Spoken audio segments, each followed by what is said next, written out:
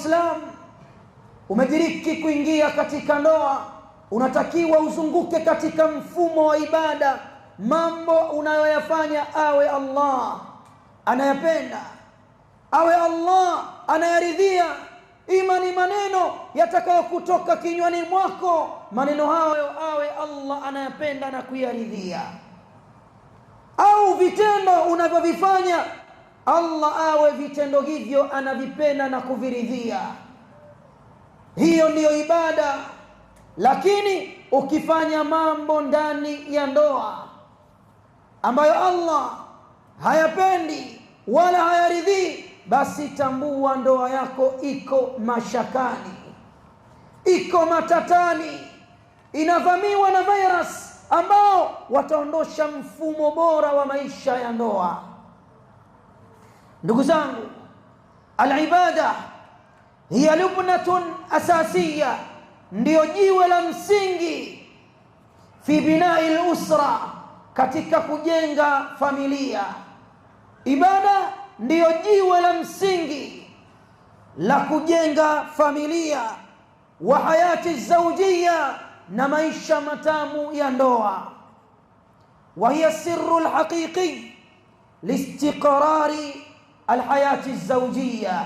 Ibada ndiyo siri ya uhakika itakayopelekea ndoa kupata utulivu na kudumu muda mrefu, si kama vile ambavyo wanavyofanya baadhi ya watu.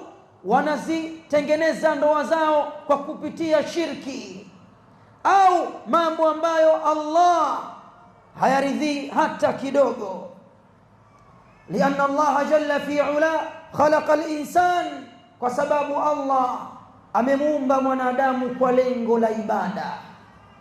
Kwa hiyo ndoa ambayo ina ibada ndani yake, ndoa hiyo imebarikiwa. Ndoa hiyo itapatikana ndani yake utulivu wa kimahaba na kimapenzi baina ya wanandoa. Lakini si hivyo tu, ndoa ambayo ndani yake kuna ibada, ndoa hiyo itakuwa inafanyia kazi utiifu wa kutekeleza maamrisho ya Allah na Mtume Muhammad sallallahu alayhi wasallam. Kwa umuhimu wa ibada, ndugu zangu watarajiwa, al-ibada silatun baina al-abdi wa rabbih. Ibada ndiyo njia ya mawasiliano baina ya mja na Mola wake. Kile unachokihitaji kwenye maisha ya ndoa, ukipitia ibada, basi kitu hicho utakipata kwa haraka. Lakini si hivyo tu, hakika ibada ndiyo msingi wa kuimarisha usimamizi bora wa nyumba baina ya mke na mume, kwa sababu nyumba ambayo imejengeka kwa mfumo wa ibada, nyumba hiyo itakuwa iko karibu zaidi na mafanikio ya ndoa, na iko karibu zaidi na kutoa vizazi vilivyo vyema katika jamii. Lakini si hivyo tu, nyumba ambayo imejengeka kwa ibada ndiyo nyumba pekee malaika wa Allah wanapata kuizuru nyumba hiyo kila siku.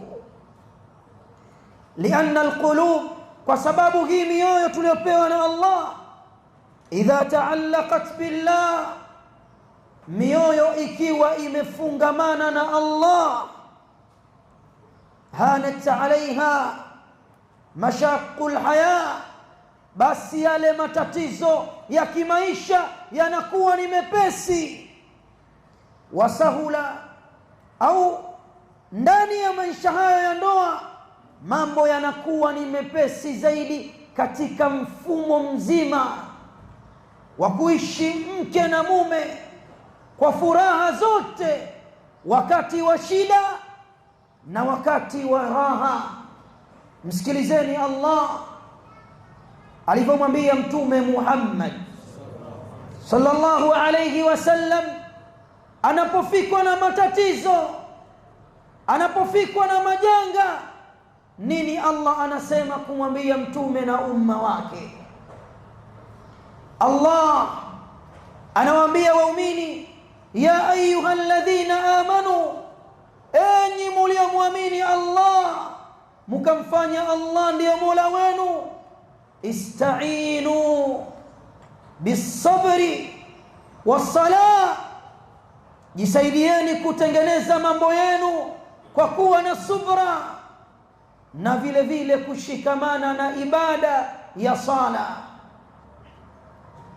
Kwa hiyo ndugu zangu, ewe mwanaume na ewe mwanamke ambao mnatarajiwa kuingia katika ndoa, hakikisheni maisha yenu ya ndoa mzunguko wote umezungukwa na ibada.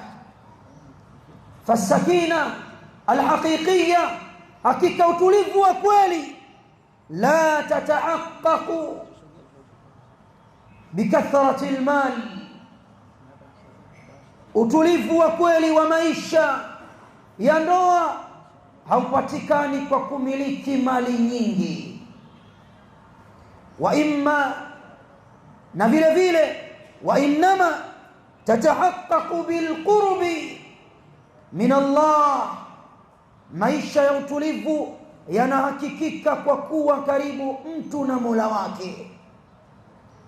Lianna taa, kwa sababu utiifu wa kumtii Allah tutahiru nufus, unapelekea nafsi zinakuwa ni safi, magomvi hayapatikani kwa haraka, visasi havipatikani katika ndoa, chokochoko hazipatikani, kwa sababu mtu yuko karibu na Allah, anajua kitakachotokea kwenye maisha yangu ni jambo ambalo limekadiriwa na Mola wangu.